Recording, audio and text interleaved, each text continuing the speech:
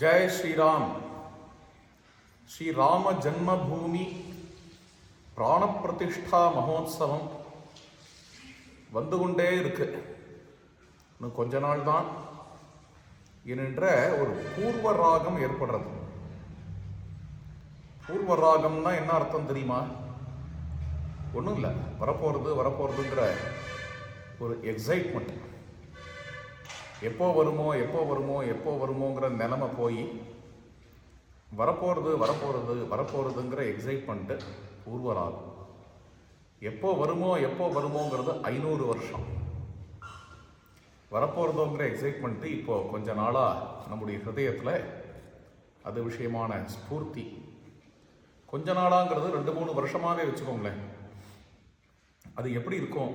இந்த கோவில் வந்ததுன்னா அந்த கோவில் எப்படி இருக்கும்? அந்த கோவிலில் உற்சவம் எப்படி நடக்கும்? உள்ள அந்த மூர்த்தி எப்படி இருப்பார்?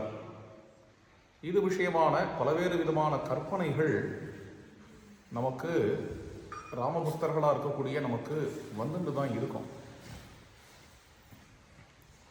அப்பேற்பட்ட ஒரு உற்சவம் இன்னும் கொஞ்ச நாள்லேயே உற்சவம் வந்துட போகிறதுங்கிற ஒரு நிலைமையில அயோத்தியா சர்வத்திர விழா கோலம் பூண்டது. அயோத்தியா காண்டத்தில் அதனுடைய வர்ணனையே வருது. பட்டாபிஷேக ஏற்பாடு தசரதர் பண்ணும்பொழுது அயோத்தியா எப்படி இருந்தது என்கின்ற வர்ணனையும் வருது.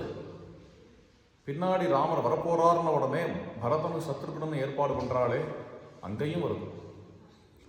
நடனர்த்தக சங்கானாம் காயகானாம் ச காயதாம் மன கர்ண சுகாவாச்சா சுஸ்ராவ ஜனதா ததா. எங்க பார்த்தாலும் ராம நாடகங்கள், ராம நாட்டியங்கள், எங்க பார்த்தாலும் சாதுக்கள் வந்து ஸ்ரீமத் ராமாயண பிரவச்சனங்கள், எங்க பார்த்தாலும் ஜனங்கள் உற்சாகமா இங்கேயும் அங்கேயும் அலையிறது, குழந்தைகள் இங்கேயும் அங்கேயும் ஓடுறது. பாலா அபி கிரீடமானாக கிருஹத்வாரேஷு சங்கசா ராமாபிஷேக சயுக்தாக சக்ருரேவ மிதக்கதாக. ராமருக்கு பிராணப்பிரதிஷ்டையாமே அப்படின்னு குழந்தைகள் இங்கேயும் அங்கேயுமா ஓடுறது, விளையாடுறது என்று விழாக்கோலம் போன்றிருக்கு. சில பக்தாள்லாம் இங்கே அயோத்தியாவுக்கு அயோத்தியா ஏர்போர்ட்லேருந்தே வந்திருக்கு. மகர்ஷி வால்மீகி இன்டர்நேஷ்னல் ஏர்போர்ட்.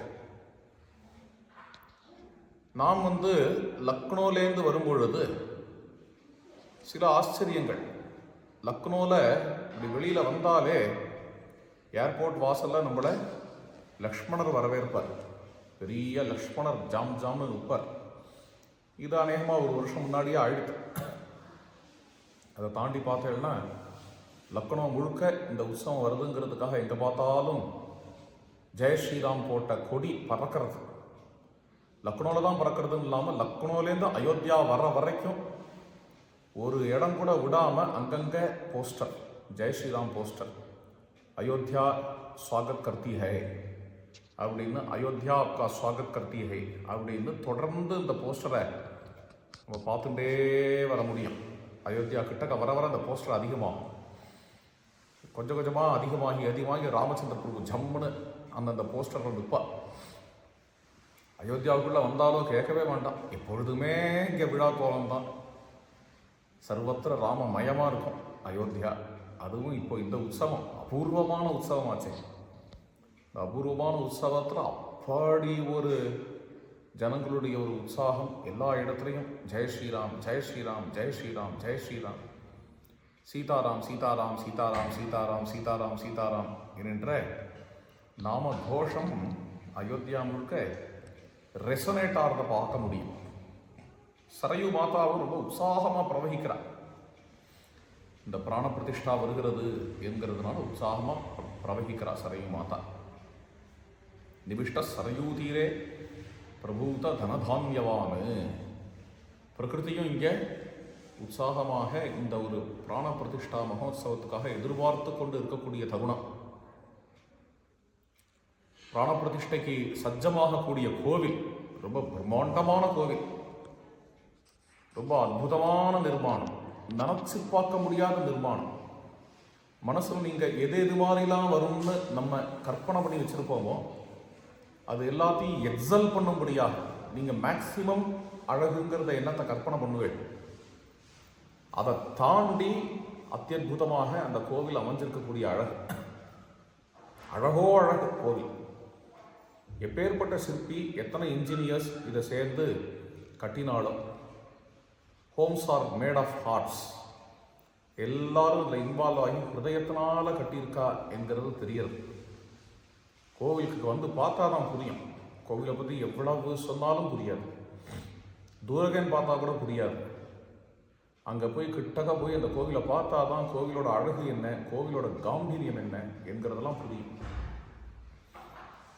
அப்படியே பல படிக்கட்டுகள் தாண்டி மேலே போகும்பொழுதே முதல்ல இருக்கக்கூடிய பிரதான மண்டபம், அதாவது முகப்பில் இருக்கிற மண்டபம், அந்த முகப்பில் இருக்கக்கூடிய மண்டபம் முழுக்க சிவமயமாக இருக்கும்.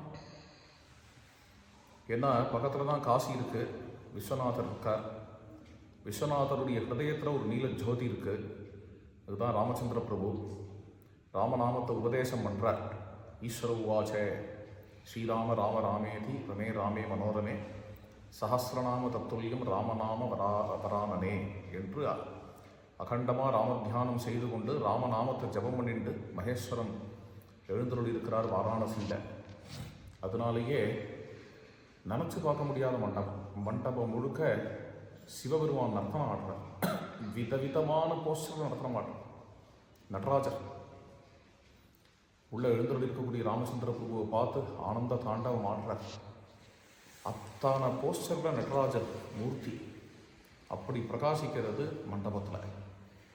அந்த மண்டபத்தை தாண்டியாச்சு அப்படின்னு விதவிதமாக விநாயகர், கணேசர், உட்காந்துருக்கிற விநாயகர், நடந்துருக்கிற விநாயகர், விநாயக மூர்த்தி தான் வெரைட்டி ஜாஸ்தி இல்லையா? விதவிதமாக ரகரகமாக விநாயகர், ஜம்முன்னு நர்த்தன கணபதி இருக்கார். அது மாதிரிலாம் பார்க்குறோம். அந்த மண்டபத்தையும் தாண்டி போயாச்சு அப்படின்னு பிரகாசிக்கக்கூடிய மண்டபம். அங்கே விதவிதமான ஹனுமான், சச்சாரு நானாவித ரூபதாரி. எந்த ரூபத்தை ஹனுமான் எடுத்தாலும் அவருக்கு அழகாக தான் இருக்கும், எந்த குறையும் இருக்காது. பிரசன்னமாக இருக்கார் எந்த ரூபத்துலையும். உட்காந்துருக்கிற ஹனுமான், நடக்கிற ஹனுமான், வீணை வாசிக்கிற ஹனுமான், சிப்படா வச்சுட்டு பஜனை பண்ணுற ஹனுமான், தியானம் பண்ணுற ஹனுமான் என்று விதவிதமான ஹனுமத் ரூபங்கள் மண்டபம் முழுக்க நிறைஞ்சிருக்கக்கூடிய ஹனுமத் ரூபங்கள். அப்புறம் அதையும் தாண்டி போயாச்சுன்னா பகவத் ரூபம், நிறைய நாராயண மூர்த்திகள், விதவிதமான நாராயணன், லக்ஷ்மி நாராயணாள். அதுக்கப்புறம் 10 அவதாரங்கள், அந்தந்த அவதாரத்தில் உள்ள பலவேறு ரூபங்கள். அது மாதிரியா பல நாராயண மூர்த்திகள் மண்டபம் முழுக்க. அப்படி ஒரு ஆச்சரியமான வைஷ்ணவ மண்டபம். அதையும் கடந்து போகும்பொழுது தான் கர்ப்பகிருகம். அந்த கர்ப்பகிருகத்தில் நேற்றைய தினம்தான் இந்த அர்ச்சா திருமேனியாக இருக்கக்கூடிய ராம் லல்லாவை எழுந்தருள பண்ணினார்கள், நிமித்தி வச்சார்கள். நேற்றைய தினம் பெரிய மகோத்சவம் நிமித்தி வைக்கிறது அப்படிங்கிறத. நிமித்தி வச்சான்னா நமக்கு தோணும், நிறைய பேர் நம்ம கற்பனை பண்ணியிருப்போம், ராம் லல்லாவுக்கு கோவிங்கிறாளே, ராம் லல்லான்னா எப்படி இருப்பார் அப்படின்னு நம்ம நினச்சிருப்போம். ஏற்கனவே இங்கே ஒரு ராம் லல்லா இருக்கார். பாலாலயத்தில் உற்சவமூர்த்தி ஒருத்தர் இருக்கார். நம்ம எல்லாருமே இங்கே நிறைய முறை சேவிச்சிருப்போம். தவழற குழந்தையா இருப்பார். தவழற குழந்தையா ராம் லல்லா பிரகாசிப்பார். கீழே லக்ஷ்மண லல்லா, பரத லல்லா, சத்ருக்ன லல்லா, 4 தவழும். அது மாதிரி இருக்கும். ரொம்ப அழகாக இருக்கும் பார்க்குறதுக்கு. தரிசனம் பண்ணியிருக்கோம். இது சொல்கிறா, கேள்விப்படுறது தான். இங்கே அந்த கோவிலை இடிக்கிற காலத்தில் 500 வருஷம் முன்னாடி உள்ளேந்து ஏதாவது ஒரு மூர்த்தியாவது காப்பாற்றுவோமே என்று மூலவரை இழந்தாச்சு. அங்கே இருந்த இந்த 4 குழந்தைகளையும் தூக்கிண்டு ஒருத்தர் ஓடினார். அவர் தான் ஷியாமானந்த தாஸ்ஜி மகாராஜ் என்று சொல்லுகிறார்கள். எப்படி நம்பெருமாளை ஏழை பண்ணிட்டு வெளியில் கிளம்பினாலோ அது மாதிரி இன்னும் ஒரு 40 வருஷத்தில் திரும்பி வந்தார் நம்ம பெருமாள். 500 வருஷம் கழிச்சு திரும்பி வரார். மறுபடியும் தவழ்ந்து வருது. அது பாலாலயத்தில் அந்த மூர்த்தியை வச்சுருந்தா இத்தனை நாளைக்கு. அது அந்த மூர்த்தி ரொம்ப அழகான மூர்த்தி. எப்போ உற்சவ மூர்த்தி இப்படி இருக்கோ, மூலமூர்த்தியும் ராம் லல்லா தானே, அதனால அதுவும் கொஞ்சம் பெரிய வடிவத்தில் தவிழ்ந்துண்டு ராம் லல்லா இருப்பாரோ, அது மாதிரி இருப்பாரோ, தவழற ராமன் வரப்போறாரோ அப்படின்லாம் நிறைய பேர்லாம் பேசிட்டு இருந்தா. அதில் சில பேருக்கு கவலை வேற. தவிழ்ந்துண்டு குழந்தையா இருந்தானே ராமர்னு எப்படி தெரியும்? கொதண்டபாணியாக இருந்தால் தானே ராமர்னு தெரியும். தவிழற மூர்த்தியாக ராமரை வைக்கலாம், ஆனால் அதோட ஒரு கோதண்டபாணியை வச்சா தேவையில்லையே என்றெல்லாம் பல பேர்களுக்கு பலவிதமாக, பல ராமபக்தர்களுக்கு பலவிதமான யோஜனைகள், பலவிதமான சிந்தனைகள் அது மாதிரிலாம் ஓடும். அப்படி இருக்கும் பொழுது ரொம்ப எதிர்பாராத விதமாக மூர்த்தியை அப்படி நேர்த்தியாக எடுத்து நிறுத்தும் பொழுது இந்த மூர்த்தியை நம்ம பார்த்தோம்னா கற்பனைக்கு எட்டாத மூர்த்தி. பார்த்தவா எல்லாரும் கொலபலன்னு கண்ணீர் விட ஆரம்பிச்சுட்டா. ஒரு கற்பனைக்கு எட்டாத ஒரு அதீதமான மூர்த்தி, நினச்சி பார்க்க முடியாத மூர்த்தி. ஒரு சிற்பி வடித்து இது மாதிரி ஒரு மூர்த்தியால் வர முடியுமா? அருண் யோகிராஜ் அவர் ஏற்படுத்திய பல சிற்பங்களை அடியேன் பார்த்துருக்கிறேன். இது ரொம்ப விலட்சணமான ஒரு மூர்த்தி. அவர் அருண் யோகிராஜை ஒரு நிமித்தமாக வச்சுண்டு பகவான் ராமச்சந்திர பிரபு சுயமாகவே இறங்கிட்டாரோ, மேனிஃபெஸ்டாரா என்று நமக்கு தோன்றுகிறது. அந்த மூர்த்தியை பார்த்தா அப்படியே பிரேமையே திரட்டி வச்சா மாதிரி மூர்த்தி இருக்கக்கூடிய அழகு. நல்ல டாலான மூர்த்தி, உயரமான மூர்த்தி. தவழற ராமன் கிடையாது, தளர்நட நடக்கிற ராமன். குழந்த ராமன் தளர்நட நடக்கிற மாதிரியா அற்புதமாக இருக்கு. மந்தஹாச முகாரவிந்தனா இருக்கிறார். அந்த பிரபு எப்படி எழுந்தருள் இருக்கிறார் என்று இந்த பிரபுவை பற்றி அடியனுடைய மனசில் 2 ஸ்லோகங்கள் வந்தது. அந்த ஸ்லோகங்களை இங்கே பகிர விரும்புகிறேன். வாமே ருத்ரமஹேஸ்வரஹ சுரகுரு பிரம்மா பவத் தட்சிணே ஊர்த்வம் சூரியஹரிர் மகானுபயதஹ சர்வேவதாராஸ்தவே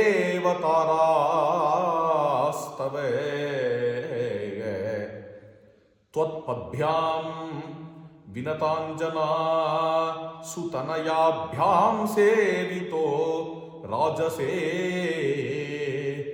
कल्याणाभिजनेश जन्मरहितः श्री जन्मभूमौ तव वामे रुद्रमहेश्वरः. இந்த ஸ்லோகம் பிரபுவனுடைய பரிவாரத்தை தான் சொல்கிற ஸ்லோகம். அடுத்த ஸ்லோகம் தான் மூர்த்தியோட லட்சணங்கள், பிரபுவனுடைய அழகு எப்படி இருக்குங்கிறத சொல்கிறது. இதில் முதல் ஸ்லோகம் பரிவாரத்தை சொல்கிறது. வாமே ருத்ரமஹேஸ்வரஹா. பகவானுடைய இடது பக்கம் கொஞ்சம் மேலே பிரபை இருக்கு. இந்த பிரபையில் பகவானுடைய இடது பக்கம் இந்த சைடு சிவபெருமான் இருக்கார். ருத்ர மகேஸ்வரஹா ரொம்ப ஆச்சரியமா பிரகாசிக்கிறார். அதுக்கடுத்தது என்னன்னா சுரகுரு பிரம்மா பவத் தட்சிணே. வலது பக்கம் இந்த பக்கம் பிரம்மதேவன் இருக்கிறார். இந்த பிரபையில, அந்த பிரபையினுடைய மேல ஊர்த்வம் சூரியஹரிஹி மகான், மேல சூரிய நாராயணன் இருக்கிறார். சூரியநாராயணே தானே ராமரா வரார். சூரிய வம்சத்திர வராருங்கிறதுனால மேல சூரியன், ராமரே தான் நாராயணங்கிறதுனால நாராயணன், சூரிய நாராயணன் மேல. மகானு உபயதஹாயா. இந்த பக்கமும் அந்த பக்கமும், இந்த பக்கம் 5 அவதாரங்கள், இந்த பக்கம் 5 அவதாரங்கள். இதெல்லாம் பிரபேலையே 5 அவதாரங்கள். சர்வே அவதாராஹ தவ. ஹே பிரபோ, உங்களுடைய 10 அவதாரங்கள் 2 பக்கமும். மேலே சூரிய நாராயணன், இந்த பக்கமும் இந்த பக்கமும் பரமேஸ்வரனும் பிரம்மதேவனுமாக. இது உங்களுடைய பரிவாரம். இந்த பரிவாரத்தோடு நீங்கள் நிற்கிறேள். அது எப்படி நிற்கிறேன்னு, உங்களுடைய திருவடிகளோடு நிற்கிறேள். பெரிய திருவடி திருவடி. தொத் பத்யாம் வினதாஞ்சனா சுதனயாபியாம் சேவிதா ராஜசே. உங்களுடைய ஒரு திருவடி, அந்த அம்மா இருக்காளே வினத்தை, அவ பெற்ற திருவடி. இன்னொரு திருவடி, இன்னொரு அம்மா அஞ்சனாம்மா, இந்த அஞ்சனாம்மா பெற்ற திருவடி. அப்பேற்பட்ட 2 திருவடிகள் உம்மை சேவிக்கும்படியாக நீங்கள் பிரகாசிக்கிறீர். இதுதான் உங்களுடைய அபிஜனம். எது அபிஜனம்? பிரம்மா விஷ்ணு மகேஸ்வரால் 10 அவதாரங்கள், திருவடிகள் கருடம், கருடன், ஆஞ்சநேயர் என்கிறது உங்களுடைய அபிஜனம். கல்யாணாபிஜனேஷ, மங்களமான அபிஜனங்களை உடையவரே. ஜன்மரஹிதா ஸ்ரீ ஜன்மபூமௌ தவே. ஜன்மமே இல்லாதவனுடைய ஜன்மபூமி இது. இப்பேற்பட்ட இந்த அஜாயமானஹா பகுதா விஜாயத்தேன்னு சொல்லும்படியாக பிறக்காதவன் பிறந்த இடம். அப்பேற்பட்ட அந்த அஜன் என்றே பெயர் உடைய பிறப்பற்றவனான பிரபு, அந்த பிரபு அப்போ பிறப்பற்றவன் தான் அப்புறம் எப்படி பிறந்தார் அப்படின்னு சொல்ல முடியல. அதான் ஸ்லோகத்திலே இருப்பாரு, ஜன்ம ரஹிதா ஸ்ரீ ஜென்ம பூமௌ தவ. பிறப்பற்றவனும் பிறந்தான் என்பதற்கு ஸ்ரீ அண்ணா ரொம்ப அழகான உதாரணம் ஒன்று சொல்லுவார். அதாவது ஜெயிலுக்குள்ள திருடன் தான், அவனுக்கு ஜெயில் வாசம் முடியறது. அவன் கையில் அந்த விலங்கெல்லாம் போட்டிருக்கா. இந்த விலங்கை ரிமூவ் பண்ணி அவனை வெளியில் கொண்டு வரணுங்கிறதுக்காக போலீஸ்காரரும் ஜெயிலுக்கு போயிருக்கார். ஜெயிலுக்குள்ளே போய் விலங்கை நீக்கிறார். இப்போ வெளியில் இருந்துட்டு ஒருத்தன் கேட்குறான், போலீஸ் ஜெயிலில் இருக்காரா இல்லையா? இந்த கேள்விக்கு என்ன பதில்? போலீஸ் ஜெயிலில் இருக்கார். இருக்காருன்னு சொல்லலாம், இல்லைன்னு சொல்லலாம். போலீஸ் ஜெயிலுக்குள்ளே தான் இருக்கார், அதனால இருக்காருன்னு சொல்லலாம். போலீஸ் எங்கப்பா ஜெயிலில் இருக்கார்? ஏன்னா அவர் விடுவிக்க தானே போயிருக்கார். ஜெயிலுக்குள்ளே அவர் போனதுங்கிறது விடுவிக்கிறதுக்காக போயிருக்கார். அது மாதிரி நம்மளை விடுவிக்கிறதுக்காக வந்த பிரபு என்கிறதுனால அவர் பிறப்பற்றவர். நம்மளாம் பிராரப்தத்தினால பிறக்கிறவன், அவருக்கு பிராரப்தம் கிடையாது. ஜென்ம கர்மச்சமே திவ்யம். பிராரப்தத்தினால பிறக்கலை, நம்மளை விடுவிக்கணும், நம்மளை உய்விக்கணும் என்பதற்காக அவருடைய பிறப்பு என்கிறதுனாலேயே அவருடைய பிறப்பை பிறப்புன்னு சொல்கிற வழக்கம் கிடையாது. பிறப்பற்றவர் தான். என்ன பிராரப்தத்தினால பிறக்கிறவன் மட்டும்தான் பிறப்பு உடையவன். பிரபு பிறந்தார் அப்படின்னு விடுவிக்கிறதுக்காக உய்விக்கிறதுக்காக பிறக்கிறவர். ஜன்ம ரஹிதா ஸ்ரீ ஜன்மபூமௌ தவ. பிறப்பற்றவனுடைய ஜென்மபூமி, இந்த ஜென்மா இல்லாதவனுடைய ஜென்மபூமி. இந்த ஜென்மபூமியில இவ்வாறு தன்னுடைய பரிவாரத்தோட பிரபு நிற்கிறாள். அடுத்த ஸ்லோகம் இது பிரபு மூர்த்தியினுடைய வர்ணனம். மந்தஸ்மேர முகேக்ஷணம் ஹிருதிலசச்ரீவத்சம் ஆத்மப்ரதம் சின்முத்ராங்கிதஹஸ்தம் ஆர்த்ரஹிருதயம் பிரேம்னா தனுர்தாரிணம் தேவம் சம்ஹனனாங்கமேவ மதுரம் ஸ்ரீ ஜன்மபூமௌ ஸ்திதம் லீலா பாலக விக்கிரகம் சுலலிதம் சாகேதகேதம் பஜே. மந்தஸ்மேர முகேக்ஷணம் மந்தஸ்மேர சுகேக்ஷணம் ஹிருதிலசச்ரீவத்சம் ஆத்மப்ரதம். மந்தஸ்மேர மந்தஹாசம். மந்தஹாசம்னு உடனே நம்ம என்ன எதிர்பார்ப்போம்? உதடுகளில் உள்ள மந்தஹாசத்தை எதிர்பார்ப்போம். இங்க வாக்கியம் பாருங்க, மந்தஸ்மேர சுகேக்ஷணம். மந்தஹாசம் கொண்ட சுகமான பார்வையை உடையவன். ராமனுடைய கண்கள் மந்தஹாசம் கொண்டு இருக்கான். மந்தஸ்மேர சுகேக்ஷணம் ஹிருதி லசத் ஸ்ரீவத்சம். ஹிருதயத்திலேயே சீதாதேவி இருக்கா. ஏன்னா போன ஸ்லோகத்தில் பரிவாரத்தில் சீதை இல்லைன்னு கேட்பா இல்லையா. சீதை பிரபுவிடத்துலேருந்து அபிநமா இருக்கிறாள் சீதாதேவி. ஹிருதி லசத் ஸ்ரீவத்சம் ஆத்மபிரதம், தன்னையே தான் கொடுக்கக்கூடியவர். அதனால ஆத்மபிரதம். அந்த தன்னையே தான் கொடுக்கறதுக்கான முத்திரை தான் சின்முத்திரை. சின்முத்ராங்கித ஹஸ்தம், சின்முத்திரை உடைய திருக்கரத்தை கொண்டவர். ஆருத்ர ஹிருதயம், ஈரம் நிறைஞ்ச ஹிருதயம் உடையவர், ஈரம் நிறைஞ்ச உள்ளம் உடையவர். இந்த ஈரம் எதனால என்ன? பிரேமையினால ஈரம் நிறைஞ்ச ஹிருதயம் உடையவர். இன்னொன்னு என்னன்னா, அதே பிரேமையினால தனுர்தாரிணம், வில்லு வச்சுட்டு இருக்கார். பிரேமையினால வில்லு வச்சுட்டு இருக்கார். பிரேமையினால ஈரம் நிறைஞ்ச ஹிருதயம் உடையவர். பிரேமையினால வில்லு வச்சுப்பான என்ன? அவர் வில்லு வச்சுக்கிறது ஒரு தனி அழகு. அந்த அழகை பார்த்து முத்தாள் கொண்டாடுவா, ரசிப்பா, ஆசைப்படுவார். பிரபு வில்லு வச்சுட்டா தேவலையேன்னு ஆசைப்படுவார். அதனால அவளை சந்தோஷப்படுத்தணுங்கிறதுக்காக ஆச்சர பின்னாகம் விப்ரதாகஹி என்கிறது போல வில்லு வச்சுட்டு இருக்கார். பிரேம்னா தனுர்தாரிணம் தேவம் சம்ஹனனாங்கம். இந்த மூர்த்தியை பார்த்தேன்னா தெரியும். சம்ஹனனமா, அதாவது கட்டுமஸ்தான திருமேனி. ஒரு இடத்துல கூட ஏதோ இந்த இடம் இப்படி இருக்க வேண்டாமே, இந்த இடத்துல இது ஒரு தோஷம் வந்துருத்தே, இந்த இடத்துல இது சைஸ் பெருசாகிடுத்தே, இன்னும் கொஞ்சம் பெட்டராக இருந்தால் தேவையில்லையே அப்படின்னு ஒரு இடம் கூட கிடையாது. சிலேந்து சரணாரவிந்தம் வரைக்கும் பார்த்தோன்னே ஒரு இடம் கூட அது மாதிரி கிடையாது. அது அதான் சொன்னேனே, கோவில் எப்படியோ அப்படிதான் இவரும். பிரபு எப்படி இருப்பாரோ, வரப்போகிற பிரபு எப்படி இருப்பாரோன்னு நம்ம மேக்சிமம் எந்த அழகாக கற்பனை பண்ணுவோமோ அதை தாண்டி தான் இருக்கார். மேக்சிமம் எந்த அழகாக கற்பனை பண்ணுவோமோ அதை தாண்டி தான் பிரபு இருக்கார். அதான் சொல்றேனே, இது அவர் வர, இது ஒரு சிற்பி வடிச்சது கிடையாது. சிற்பி வடிச்சது தான். இந்த சிற்பியை நிமித்தமாக கொண்டு அவர் எப்படி மேனிஃபெஸ்ட் பண்றார் அப்படிங்கிறது அசாத்தியமான விஷயம். தேவம் சம்ஹனனாங்கமேவ மதுரம், மாதுரிய பரிபூர்ணனா இருக்கிறார்.